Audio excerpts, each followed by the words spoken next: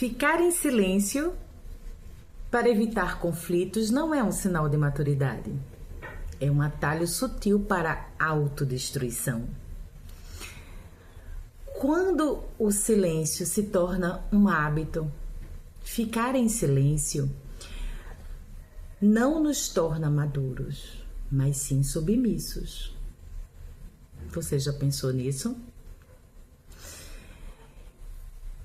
Um psicólogo, ele fez uma pesquisa sobre esse assunto e fez uma coluna publicada na revista Ethic, que falando sobre esse silêncio para evitar conflitos, quando a gente quer dizer não, muitas vezes, e diz sim, né? O contrário. Então ele argumenta que o silêncio mantido diante de situações desconfortáveis pode, longe de garantir essa harmonia, pode acabar se transformando numa condenação silenciosa, ou seja, você com você mesmo. Uma estratégia que começa com uma intenção de preservar a paz, mas termina anulando vozes, né? E necessidades suas, necessidades pessoais. Esse padrão não se limita aos relacionamentos amorosos. Ele se repete no trabalho, ele se repete na família, ele se repete nas amizades, onde muitas pessoas preferem não se posicionar, né? Preferem ficar em silêncio para não discordar, para evitar essas tensões. Então, toda vez você escolhe o silêncio para não causar o desconforto. Então, quando você faz isso com você, você envia uma mensagem para si, né? Onde as suas necessidades, elas valem menos. E isso é um alerta real, né? Que associa essa prática de perda progressiva de uma autoestima e autonomia. Em muitos casos, em raízes profundas que retomam mais na infância. Então, você talvez, na sua infância, foi preciso ser invalidado essas suas emoções, essa sua vontade, né, para evitar esses conflitos, né? Pode parecer uma característica positiva, mas em muitos casos essa tendência tem raízes profundas de experiências traumáticas, como eu estava falando na infância. Crianças que vivem abuso emocional, crianças que vivem abusos físicos, negligência, violência doméstica, o bullying, né? Muitas vezes não discutido dentro de casa, né?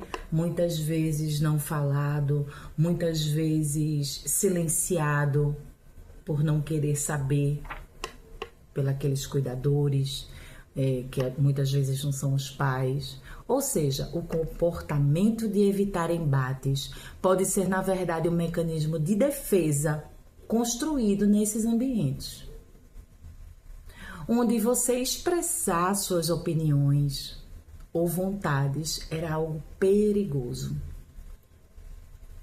Segundo alguns pesquisadores, muitas dessas pessoas cresceram acreditando que o confronto leva automaticamente à rejeição, à punição, ao sofrimento. Imagina esse sofrimento, né? Então, essas pessoas podem internalizar a ideia de que se expressar essas necessidades, né? Ou seja, discordar, pode levar mais sofrimento, mais rejeição e a punição. Como consequência, acabam engolindo essas emoções, dizendo sim quando querem dizer não, evitando qualquer tipo de atrito. Nossa, imagina que coisa ruim lá por dentro, né? Que corrói, né? Que tá lá dentro querendo sair, mas não pode se posicionar porque lá atrás, tá preso lá atrás. As crenças, né? Que foram colocadas, que foram vivenciadas pelas famílias, porque cada um tem suas crenças, tem suas vivências, né? Então, mesmo que isso signifique abrir mão de si mesmas, essas pessoas fazem isso, não se posicionam. Então, esse padrão pode prejudicar relacionamentos, até a saúde emocional, já que as próprias necessidades ficam em segundo plano o tempo todo. Não é uma vez ou outra, é o tempo todo.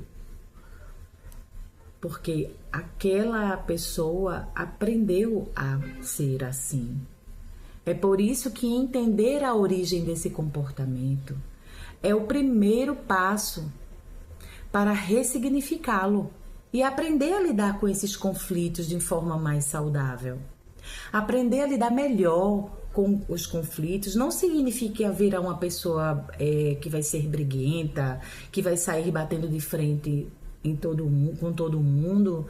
Trata-se, na verdade, de você encontrar um equilíbrio dentro de você. Se posicionar com respeito, se expressar suas necessidades, sim, por que não? E ao mesmo tempo, você manter relacionamentos mais honestos e mais saudáveis. E você? O que é que você acha disso? Você sempre diz sim quando quer dizer não?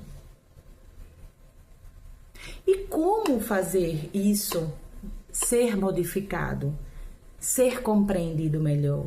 Fazendo terapia, buscando sua história dentro de você. Isso vai doer, isso vai incomodar, mas por outro lado vai te libertar. Vai fazer com que você se enxergue melhor, né? Numa relação, seja ela qual for. Ok? É isso aí. Fico por aqui. Até logo. Tchau, tchau.